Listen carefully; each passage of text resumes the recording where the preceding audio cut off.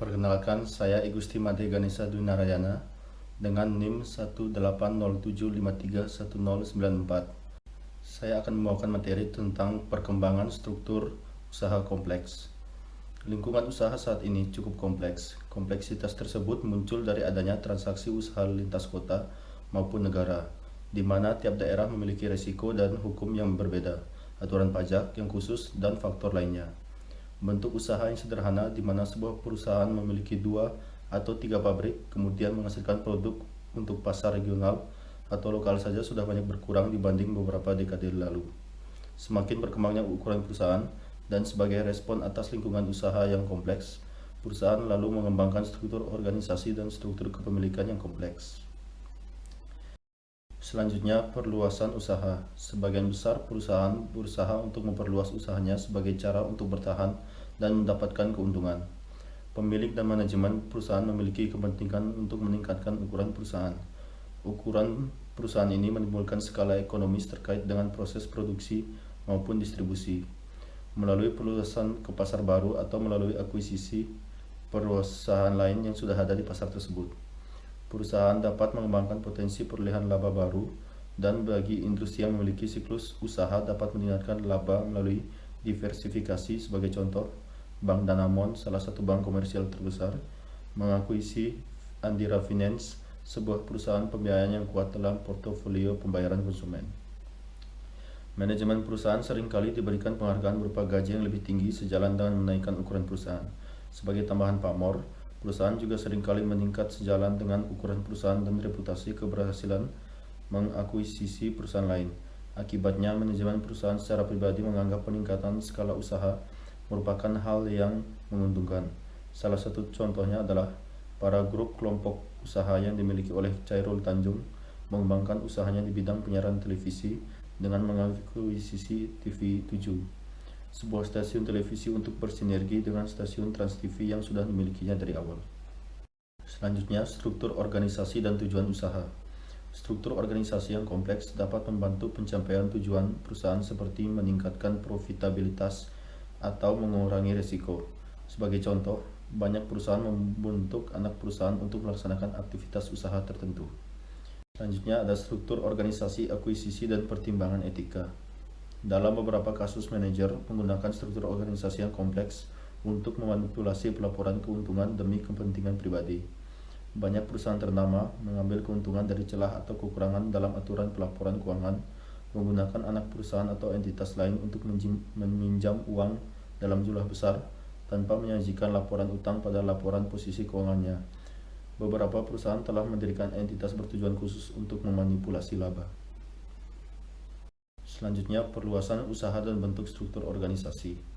Sejarahnya perusahaan melakukan ekspansi berdasarkan pertumbuhan internal melalui pengembangan produk baru dan melakukan perluasan lini produk yang ada ke target pasar baru.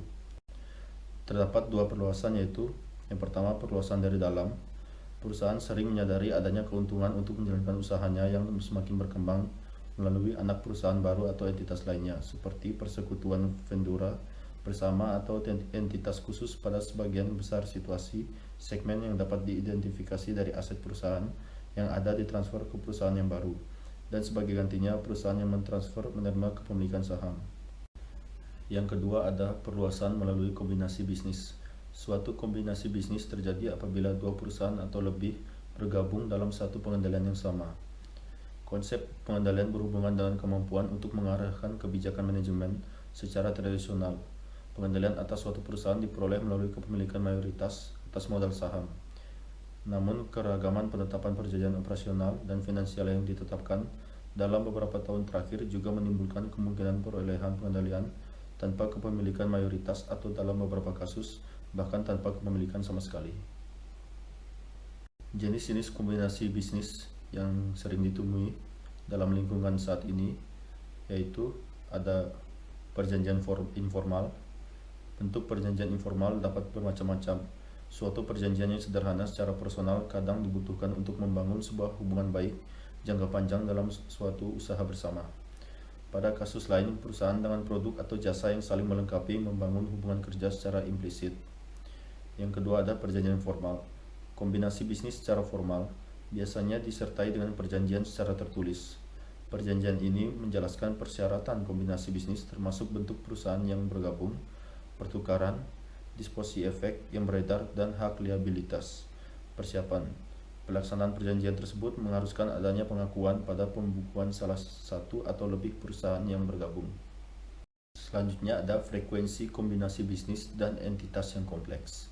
Hanya sedikit perusahaan besar yang berfungsi sebagai satu entitas legal dalam lingkungan bisnis modern. Hampir semua perusahaan paling tidak mempunyai satu anak perusahaan, dengan perusahaan yang terdiversifikasi mempunyai beratus-ratus anak perusahaan.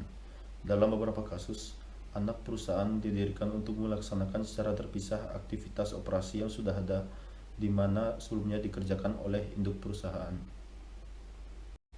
Selanjutnya ada struktur organisasi yang kompleks. Selain struktur induk dan anak perusahaan yang telah menjadi struktur standar bagi banyak perusahaan, struktur lain yang lebih kompleks mulai dikenal beberapa tahun terakhir. Saat ini banyak perusahaan yang melakukan sebagian operasionalnya melalui entitas selain anak perusahaan.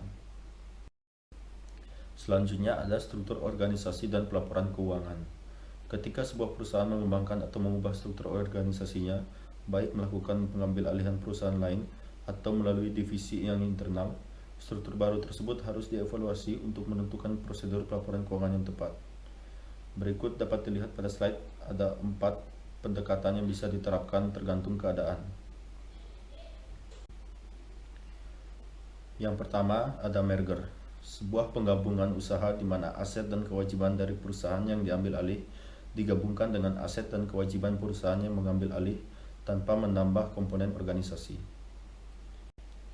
Yang kedua ada kepemilikan kendali atau controlling ownership, suatu penggabungan usaha di mana perusahaan yang diambil alih tetap beroperasi sebagai entitas legal yang terpisah dan sebagian besar saham biasanya dimiliki oleh perusahaan yang mengambil alih.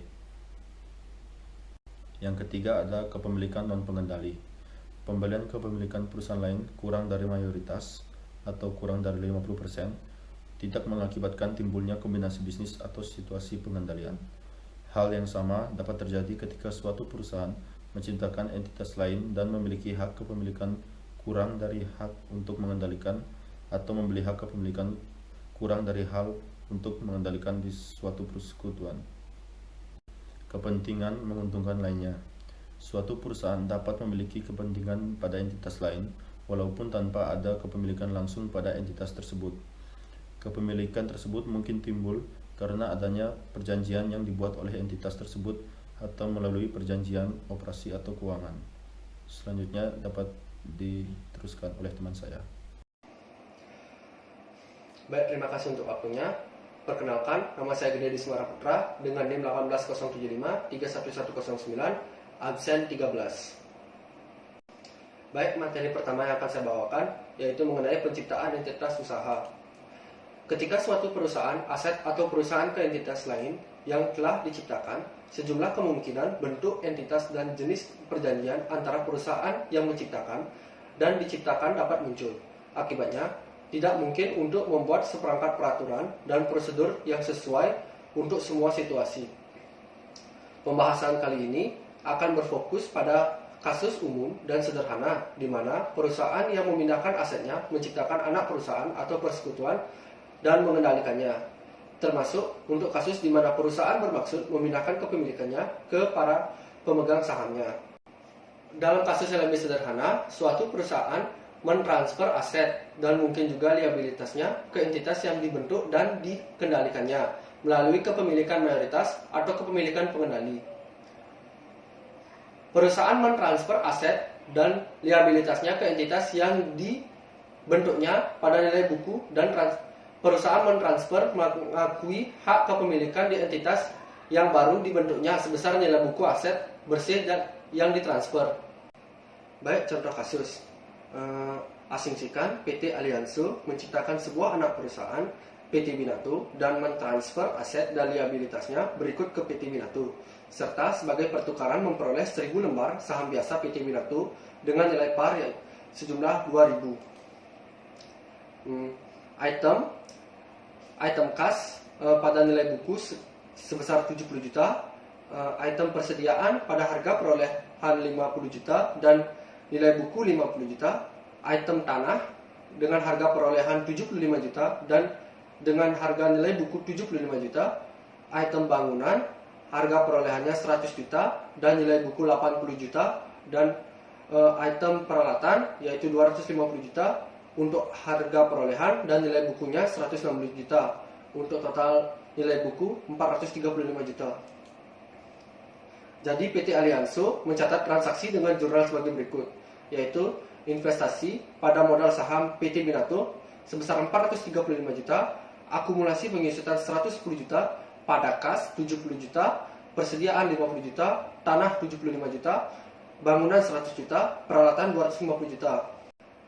RP 110 juta sama dengan dalam kurung 100 juta dikurangi 80 juta ditambah dalam kurung 250 juta dikurangi 160 juta.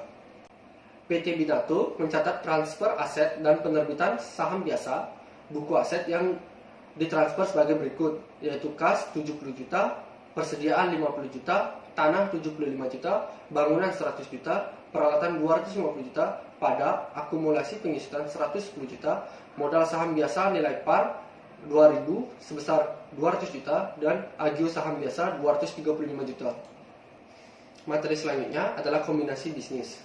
Kombinasi bisnis atau penggabungan usaha adalah suatu transaksi atau peristiwa lain di mana pihak mengasosiasi memperoleh pengendalian atas satu atau lebih bisnis.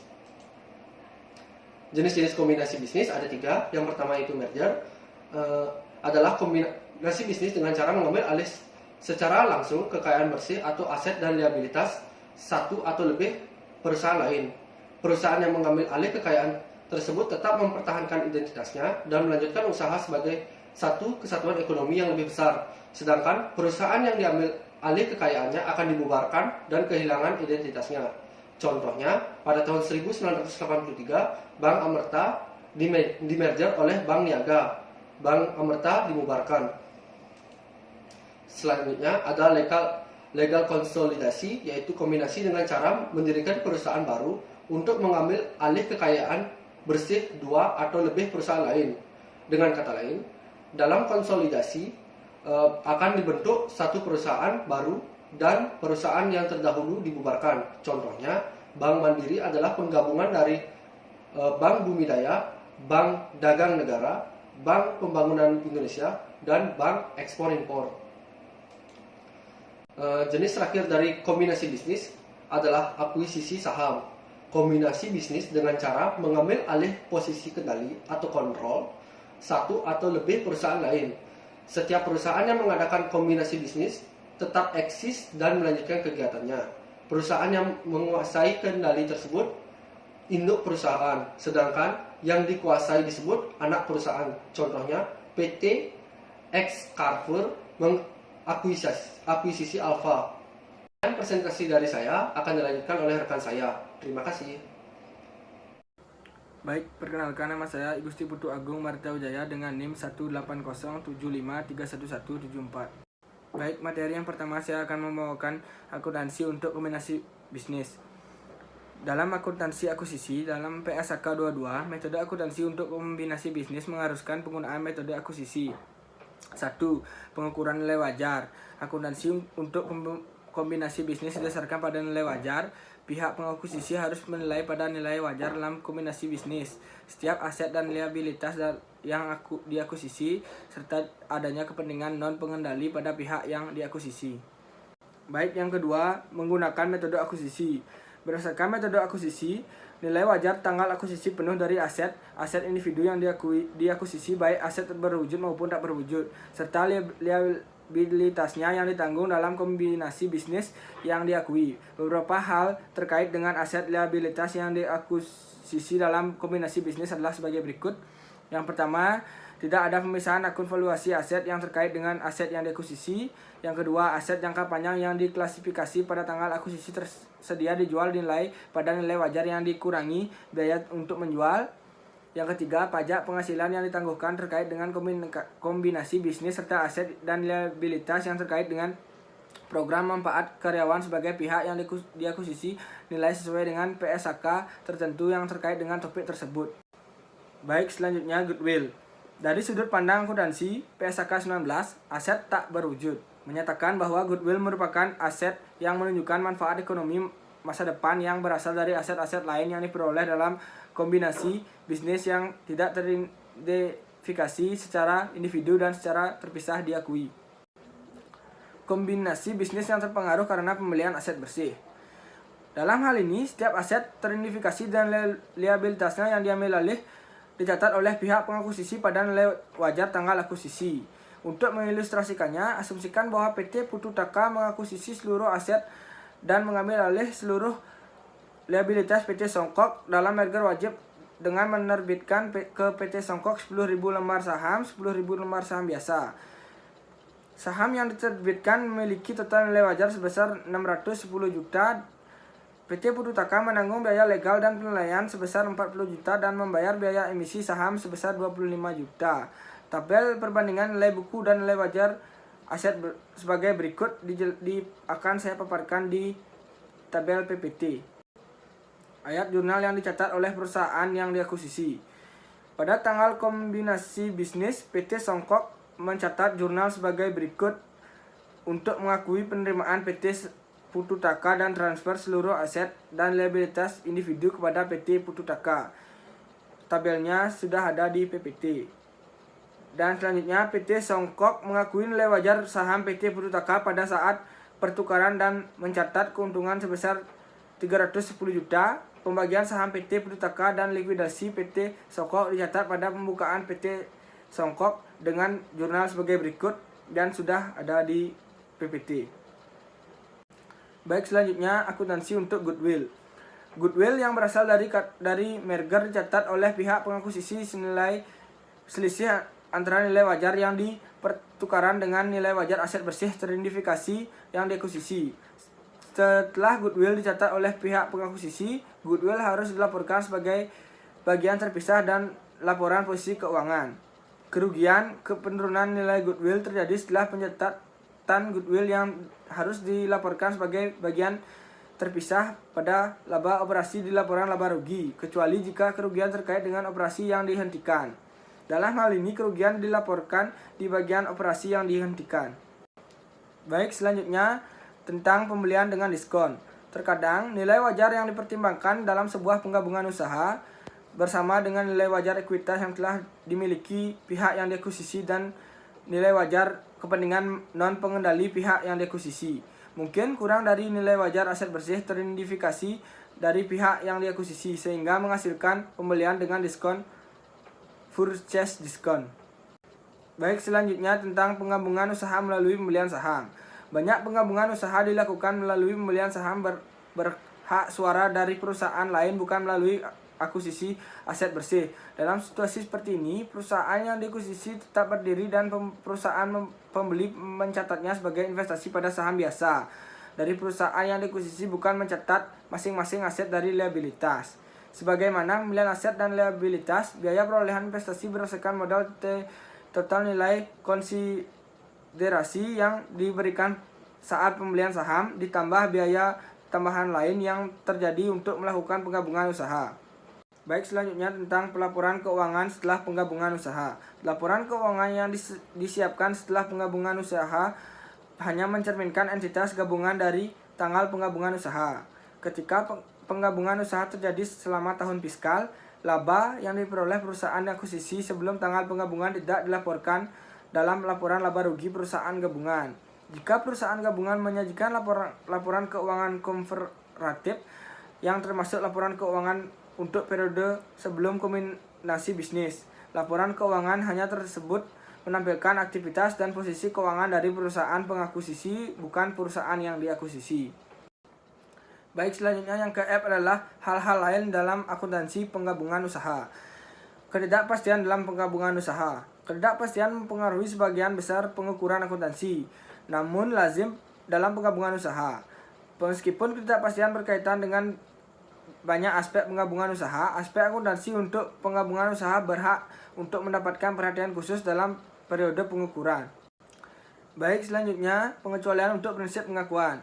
Yang pertama, liabilitas kontingensi. Tata syarat di bawah PSAK 57, provisi, liabilitas kontingensi, dan aset kontingensi. Tidak valid dalam pengukuran nilai liabilitas kontingensi pada tanggal akuisisi. Setelah pengakuan awal dan sampai liabilitas diselesaikan, dibatalkan atau kadaluarsa. Pihak pengakuisisi mengukur liabilitas kontingensi yang diakui dalam penggabungan usaha pada nilai yang lebih tinggi antara yang ke A, jumlah yang seharusnya diakui sesuai dengan PSAK 57, provisi, liabilitas kontingensi, dan aset kontingensi. Yang ke B, jumlah yang pada awalnya diakui setelah dikurangi amortisasi yang dapat diterapkan jika dapat ditentukan. Baik, selanjutnya yang kedua adalah ganti rugi aset. Dalam setiap periode pelaporan, pengakuisisi mengukur ganti rugi aset yang dikenali pada tanggal akuisisi menggunakan dasar yang sama seperti yang dapat digunakan dalam peminjaman aset atau liabilitas. Subjek pada batasan kontraktual pada jumlahnya, atau jika ganti rugi tidak dapat diukur pada nilai wajar pada tanggal akuisisi, maka hal tersebut harus diukur berdasarkan pada penilaian manajemen pada kolektabilitas ganti ruginya. Baik, selanjutnya ekuitas non pengendali dilakukan sebelum penggabungan usaha. Pada beberapa kasus, pengakuisisi menahan kepemilikan saham dalam akuisisi awal untuk melakukan pengawasan melalui penggabungan usaha. Jumlah total dari investasi pengakuisisi dalam akuisisi selanjutnya ke penggabungan usaha sama dengan nilai wajar tanggal akuisisi dari kepemilikan saham yang dilakukan terlebih dahulu dan nilai wajar dari konsiderasi yang diberikan dalam penggabungan usaha. Baik, yang terakhir adalah akuntansi melalui kontrak. Pada beberapa contoh, pihak pengakuisisi mungkin memperoleh kendali pada pihak yang diakui tanpa mentransfer nilai wajar atau menerima kepemilikan saham pada pihak yang diakuisisi. Kendali diperoleh melalui kontrak saja. Pada kasus seperti ini, jumlah aset bersih pada pihak yang diakui pada tanggal akuisisi berasal dari kepentingan non pengendali dan dimasukkan dalam kepentingan non pengendali yang dilaporkan pada laporan keuangan konsolidasi berikutnya. Baik, sekian presentasi dari kelompok kami. Saya serahkan kepada Ibu dosen.